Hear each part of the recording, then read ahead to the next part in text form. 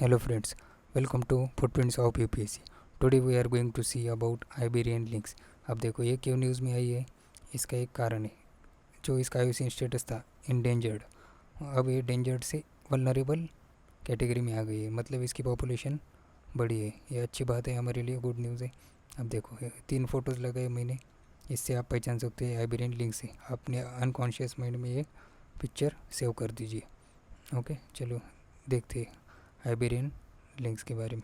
अब देखो हमारे जो यूपीएससी के प्रीवियस ईयर क्वेश्चन है उसमें एनवायरनमेंट एंड इकोलॉजी GS3 में आता है। आप उसमें से देख सकते हैं कि यूपीएससी हर साल 1 से 2 क्वेश्चन पूछती है और ये यूपीएससी का ट्रेंड रहा है। सो स्पीसीज बहुत इम्पोर्टेंट है हमारे सिलेबस के यूपीएससी के सिलेबस में। अब देखो आइबेरियन लिंक्स ये एक स्पीसीज है, किसकी? कैट की। अब इंडेंजर्ड थी, अब वल्नरेबल हो गई, इसलिए न्यूज़ में आ गई। सो आज देखते हैं। So without wasting of time देखते व्हाट इज़ आइबेरियन लिंक्स और इसकी क्या क्या खासियत है। अब देखो ये कहाँ पे पाई जाती है? यूरोप में। यूरोप की एंडेमिक स्पीसीज़ है। ये देखो ये इम्पोर्टेंट वर्ड है, एंडेमिक। यूपीएससी आपको कहाँ कह सकती है endemic to Asia, endemic to America?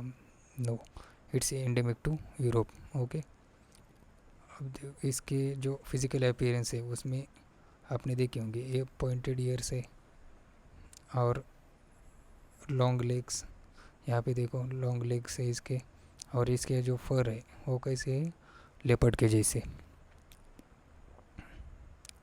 अब देखो इसे सेक्सुअली डायमॉर्फिक है। डायमॉर्फिक मतलब इसका मेल का और फीमेल का जो फिज़िकल अपीयरेंस है वो अलग अलग है। मेल अलग दिखते हैं, फीमेल अलग दिखती है।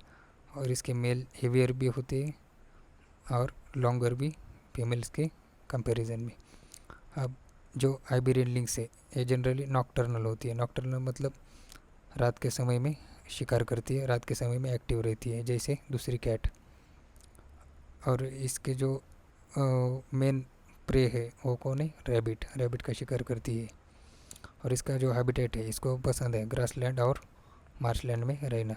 और इसका डिस्ट्रीब्यूशन देखो यूरोप में भी कहाँ पाई जाती है पर्टिकुलरली, टू बी स्पेसिफिक कहें तो यूपीएससी आपको यहाँ से दे सकती है स्पेन एंड पुर्तगाल, ये 2 ऑप्शन दे सकती है, ये ध्यान रखिए।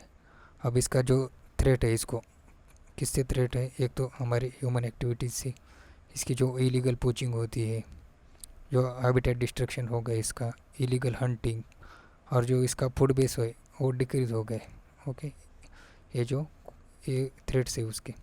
और इसका conservation status most important, very important part of this video. अब देखो इसमें आईयूसीएन मतलब क्या? International union for conservation of nature. उसके रेड लिस्ट में इसको अब वल्नरेबल कैटेगरी में है।